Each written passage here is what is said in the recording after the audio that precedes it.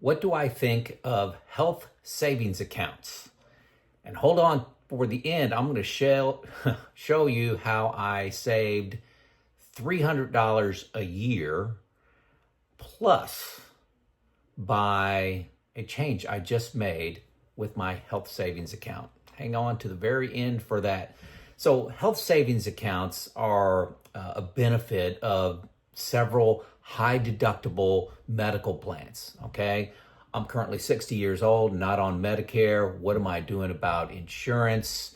I use Indiana Farm Bureau. Got a video linked below my popular videos. I have all linked so you can just click on it and see what I'm doing about medical insurance, for an example, and what I'm doing about Social Security, things like that.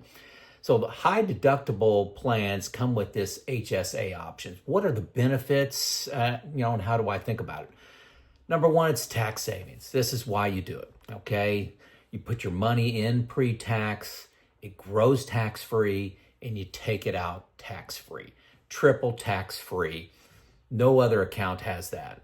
Roths don't have that, traditional IRAs, brokerage accounts. This is the only account I know of that is triple tax-free. Fantastic. Number two, you can control your healthcare spending. So you have flexibility to select an account or a medical plan that has a little bit lower premium. If you are healthy, it's generally a good idea to look at, it's always a good idea to look at your options, to look at an HSA, and you can pay some of those out-of-pocket expenses with this HSA account that has never been taxed and can grow. Hopefully you can hear me over my screaming granddaughter. One of the other benefits associated with HSAs is you don't have to spend the money in a given year like flexible spending accounts where you use it or lose it. So this just keeps on going. Portability, number three. It's your money, your account. It's not owned by your employer. So you change jobs, this account goes with you. Number four, it can be a supplement to your retirement savings. After the age of 65, you can withdraw your HSA funds for any purpose without a penalty. After 65, I believe it's 20% penalty before that. But you can buy a new car with it. Now, you're going to have to pay taxes on it, okay? So you don't get to take it out tax-free. But it's an option for you after the age of 65. You can really have it the funds be treated like an IRA where you have to pay ordinary income taxes when you pull it out. It's a nice benefit and adds some flexibility. If you're worried about putting too much money in there, you can use it for any expenses.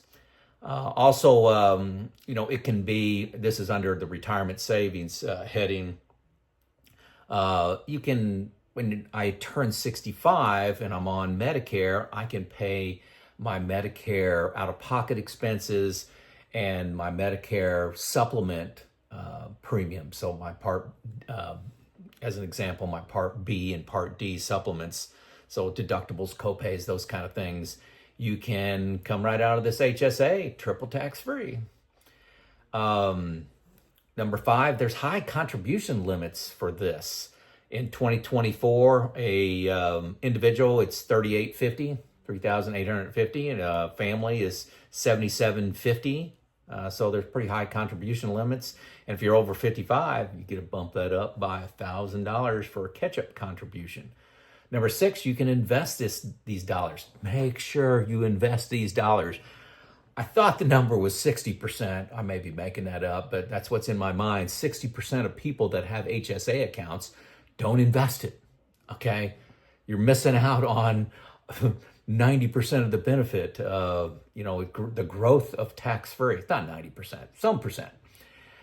Grows tax-free. So I've had a HSA for, maybe 8-9 years. I've never taken any money out of it. I'm just letting it grow, and keeping all my receipts. Number seven, there's no required minimum distribution. This comes in with an IRA. When I turn 75, I have to take money out. No required distribution here. Number eight, It helps with out-of-pocket expenses. I kind of mentioned that before, but I spelled it out here. I just spoke out of turn earlier. So my number 9 is it's an affordable insurance option. HSAs, high deductible plans, are typically have a lower premium. I know I already mentioned that earlier. I guess I got excited earlier and had listed 2 things under 1 earlier. So it's affordable healthcare option to go with the high deductible plan. I've had it for years. Number 10, protection against rising healthcare cost. You know, premiums continue to go up, procedures continue to go up. How can you defend against that? Well, pay for those out-of-pocket expenses and those premiums with pre-tax dollars and have it invested and grow. Okay, so it is my defense. One form of defense against increasing medical cost is having an HSA account, and I've got quite a bit in there.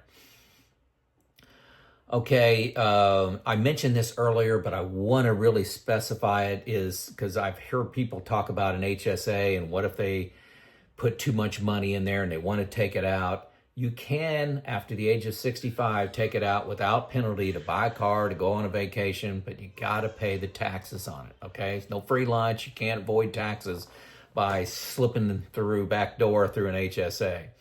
Well, what if you die? Well, it will transfer to your spouse and just be a normal HSA. So make sure you have your spouse in as your beneficiary. And then what if both, I'm married, both my wife and I die, and it transfers to my kids? Well, it's the account is closed, it's part of the estate, and will be treated as taxable income for them. That's probably the biggest downfall, is it's treated as taxable income in 1 year, as I understand it. So, hey, how did I save $300? Well, my HSA was originally set up through it was Benefit Wallet, and then Benefit Wallet was switched to Health Equity. I'm not sure what happened, a merger or acquisition, whatever. But Health Equity charges $25 a month